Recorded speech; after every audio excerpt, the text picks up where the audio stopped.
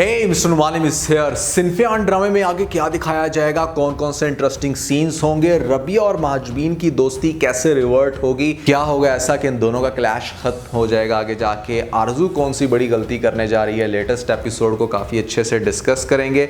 मेरा आप लोगों से सवाल है एक, वो ये कि भैया जब फ्रंट लाइन पे वॉर के टाइम पे इतना ज़्यादा लेडीज़ को आगे नहीं रखा जाता, वो सिर्फ मेडिकल में काम करती हैं, तो फिर इतनी हाई एंड ट्रेनिंग करवाने का क्या मकसद है, क्यों इनको गन्स चलानी सिखाई जा रही हैं, हाई एडवेंचर करवाया जा रहा है, इसका आप लोगों ने मुझे कमेंट सेक्शन में ज़रूर बताना है, क्योंकि मुझे इस चीज़ का आइडिया नहीं है। आई रियली वांट कि अगर कोई आर्मी बैकग्राउंड से है तो मुझे ज़रूर कमेंट सेक्शन में क्लैरिफाई करें।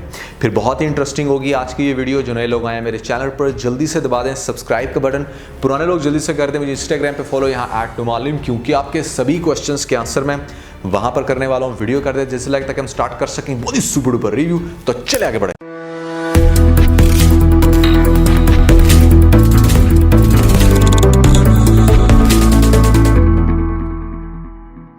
अच्छा, सबसे पहले मुझे ऐसा लग रहा है कि शायद आरजू जो है ना वो नोरेज के प्रेशर में आ गई है और उसको ऐसा लग रहा है कि शायद वो कुछ इस तरह की हरकत कर सकता है कि जिससे मैं शायद आर्मी से किक ऑफ हो जाऊँ या आर्मी वाले मुझे बाहर निकाल दें। अब वो शायद ऐसा कोई लेटर लिख रही है घर में जहाँ पर वो अपने पेरेंट्स को ये कहने की कोशिश करे कि नोरेज जो भी कहता है उनकी बात मान ली जाए, और अगर वो प्रपोजल के लिए कह रहा है, शादी के लिए कह रहा है, तो भी शायद उसकी बात को एक्सेप्ट कर ली जाए। शायद वो कुछ इस तरह से डिसीजन लेना चाह रही हो। तो यहाँ पर परिवश देखेगी और परिवश देख के बड़ा हैरान होगी कि आखिर इसको क्या हो गया, क्यों ये इतनी अपसेट है। तो आरजू उसके साथ सारी बात शेयर करेगी। उससे पहले आपने टीज़र के अंदर एक सीन देखा जहाँ पर परिवश ये सोच रही होती है, ये कह रही होती है कि भाई हर लड़की कुछ ना कुछ विन करके आई है, कोई एडवेंचर से जीत के आया है तो कोई वैसे रेस में जीत के आया, और जब से ये ट्रेनिंग स्टार्ट हुई है मैं हर तरह से फेल होती आ रही हूँ, तो मुझे बहुत ही बुरा लगता है। तो मेरे ख्याल से परिवश की अब जो सबसे बड़ी अचीवमेंट दिखाने लगे हैं ना इस ड्रामे के अंदर, वो ये होगी कि जहाँ पर वो आरजू को इस बड़ी मिस्टेक से बचाएगी, उसका ब्रेन वॉश करेगी, या ये भी हो सकता है कि वो डायरेक्टली प्लेटून कमांडर के पास जाकर उसको सारी सिचुएशन बता दे कि इस तरह से एक लड़की है जिसका कोई बॉयफ्रेंड पहले रह चुका है, मेरे साथ मेट है और वो उसको अब ब्लैकमेल कर रहा है। तो यहाँ पर आपको दिखाया जाएगा कि आर्मी का क्या स्वैग है कि वो अपने पास बुलाएंगे आरजू को और बताएंगे कि भाई उसको किसी से भी डरने की ज़रूरत नहीं है, और जो डरा रहा है उसका भी हम दिमाग सीधा कर देंगे। तो हो सकता है कि आर्मी की तरफ से प्रॉपर नोरेज को किसी किस्म का कोई मैसेज जाए, कोई उसको किसी हवाले से अप्रोच करके उसका दिमाग सीधा करने की कोशिश की जाए, ताकि उसको भी पता चले कि अब वो लड़की आर्मी के हाथों है, किसी आम जगह पर नहीं गई।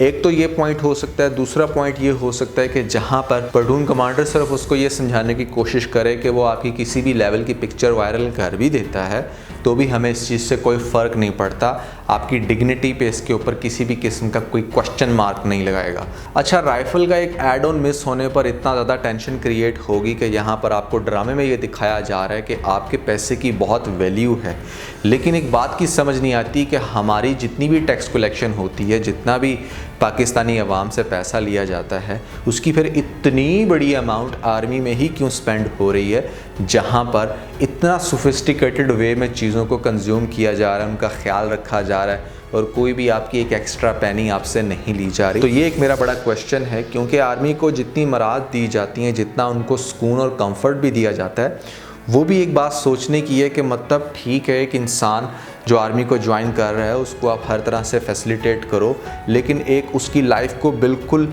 लग्जरियस बना देना, जहाँ पर बड़े ख़ास किस्म के अपार्टमेंट्स मिल रहे हैं और उनको बहुत सारी ऐसी फैसिलिटीज़ हैं। क्या वो एज अ पुअर कंट्री के हवाले से सोचा जाए, जहाँ पर हमारी 70 to 80% जो पॉपुलेशन है वो बेचारी गरीब है, अच्छे से खा पी नहीं पाती, उनसे टैक्स कलेक्ट करके इस तरह से इतना ज़्यादा फैसिलिटेट करना चाहिए? क्या हमारी आर्मी के अंदर भी थोड़ा सा इन्फ्लुएंस नहीं होना चाहिए कि हम बहुत कोई अमीर कंट्री नहीं है, इतना ज़्यादा स्पेंडिंग वहाँ पर नहीं होनी चाहिए?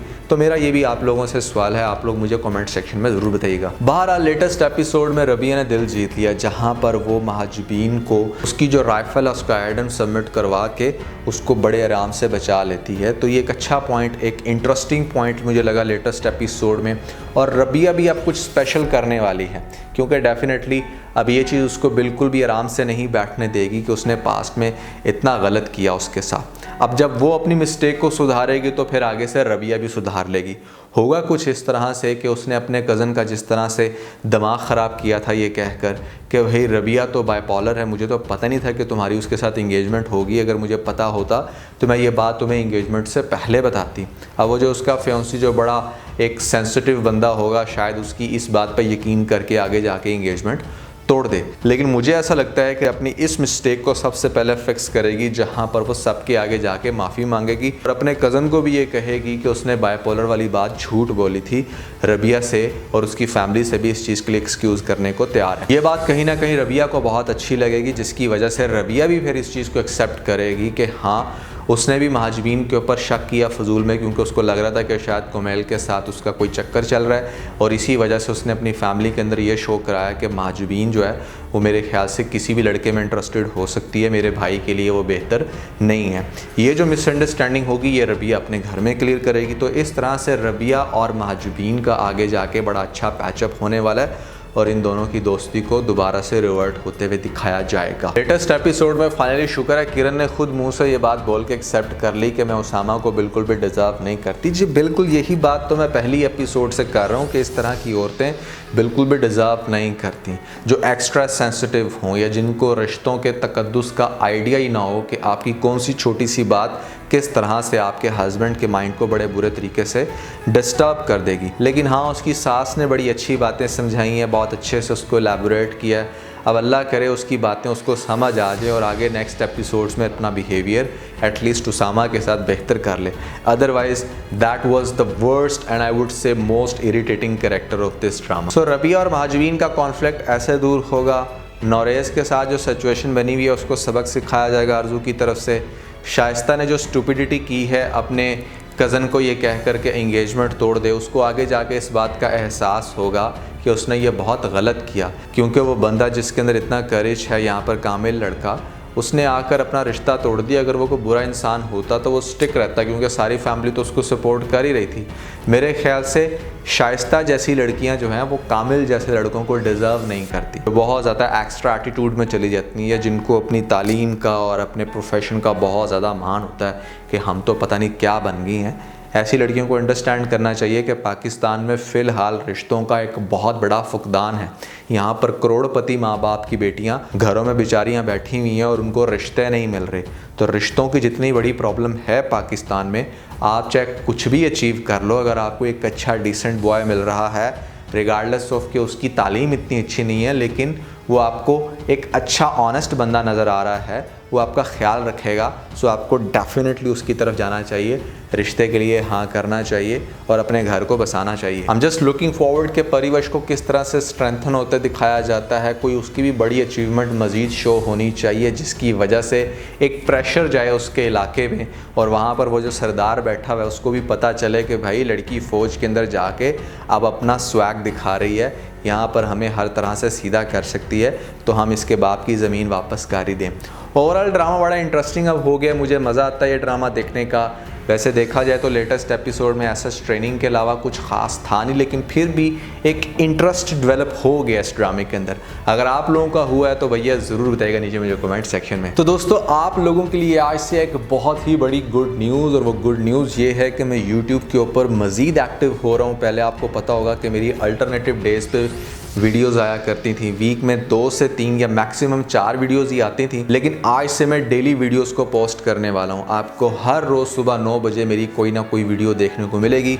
वो किसी ड्रामे के ऊपर हो सकती है, वो ट्रेंडिंग इशू के ऊपर हो सकती है, वो टॉप 5 या टॉप 10 लिस्ट के ऊपर हो सकती है। तो बहुत ही ज़्यादा कंटेंट आने वाला है फ्रॉम माय साइड। अगर आप लोग मेरे चैनल को सब्सक्राइब करके बैठे थे और इस सोच में रहते थे कि भैया कब वीडियो आएगी, तो हर रोज़ सुबह 9 बजे अपना मोबाइल चेक कर लीजिएगा। आप लोगों को मेरी तरफ से कुछ डिफरेंट, कुछ नया देखने को ज़रूर मिलेगा। और आप लोगों के लिए एक और गुड न्यूज़ वो ये है कि भैया यहाँ पर बहुत ज़्यादा रिक्वेस्ट आ रही थी है मुश्ते खाक ड्रामे के ऊपर रिव्यू की। लास्ट रिव्यू उसका अच्छा खासा वायरल गया, बहुत लोगों ने अप्रिशिएट किया। अगर आप लोगों की नज़रों से नहीं गुजरा था तो ज़रूर देखिएगा, ऊपर आप लोगों को लिंक मिल जाएगा। और इस ड्रामे के ऊपर भी रिव्यूज़ दोबारा से कंटिन्यू मैं करने लगा हूं। तो आज के बस इतना है। अगर आपको इस वीडियो के अंदर कोई एक पॉइंट अच्छा लगा तो आप इस वीडियो को लाइक जरूर कीजिएगा और अपने दोस्तों के साथ ज़्यादा से ज़्यादा वीडियो को शेयर करने की कोशिश करें, स्पेशली उन दोस्तों के साथ जो पाकिस्तानी ड्रामास के बहुत बड़े फ़ैन हैं। वीडियो अच्छी लगी तो सब्सक्राइब बटन के ऊपर ज़रूर क्लिक कीजिएगा और कमेंट सेक्शन में मुझे अपना फीडबैक देना मत भूलिएगा। और ये सारे काम करने के बाद आप बेल आइकन को ज़रूर प्रेस कर लीजिएगा ताकि लेटेस्ट अपडेट आप लोगों को सबसे पहले मिल सकें। इसके साथ ही अपना बहुत सारा ख्याल रखें। Stay motivated and God bless you.